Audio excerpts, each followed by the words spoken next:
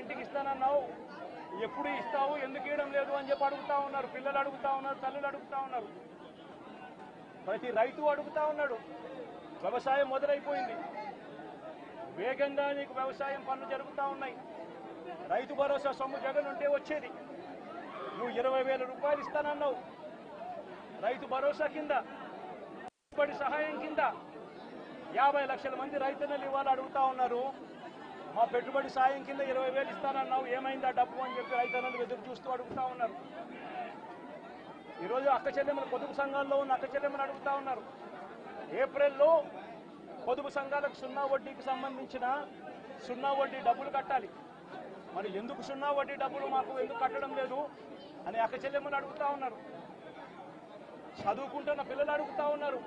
ఆ అక్క చెల్లెమ్మలు అడుగుతా ఉన్నారు. ఆ పిల్లలు చదివిస్తా ఉన్న అక్క చెల్లెమ్మలు, మా పిల్లలు చదువులు పోతా ఉన్నారు, కాలేజీలు అడుగుతా ఉన్నాయి ఫీజులు కట్టమని చెప్పి, సర్టిఫికెట్లు ఇవ్వమంటున్నాయి, సర్టిఫికెట్లు ఇవ్వమని చెప్పి కాలేజీలు అంటా ఉన్నాయి.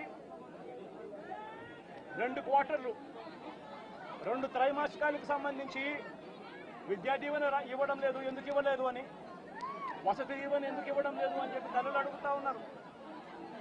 మత్స్యకారులు అడుగుతా ఉన్నారు, మత్స్యకార భరోసా ఏమిటి అని చెప్పి.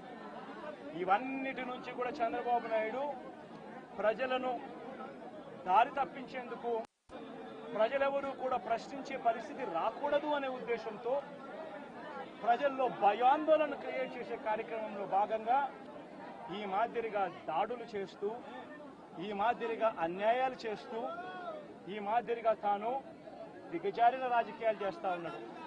ఇది నేను ఒకటి హెచ్చరిస్తా ఉన్నా, ఖచ్చితంగా వీటి మీద ప్రొటెస్ట్ జరుగుతుంది. అసెంబ్లీ రోజున, గవర్నర్ ప్రసంగం రోజున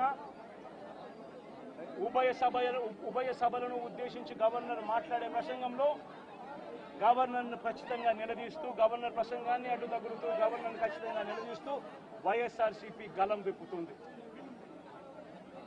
దాని తర్వాత ఖచ్చితంగా మళ్ళీ మంగళవారము వైఎస్ఆర్సీపీకి సంబంధించిన ఎమ్మెల్సీలు, ఎమ్మెల్యేలు, ఎంపీలు, రాజ్యసభ సభ్యులు, లోక్సభ సభ్యులు అందరూ కూడా ఢిల్లీకి వెళ్తారు.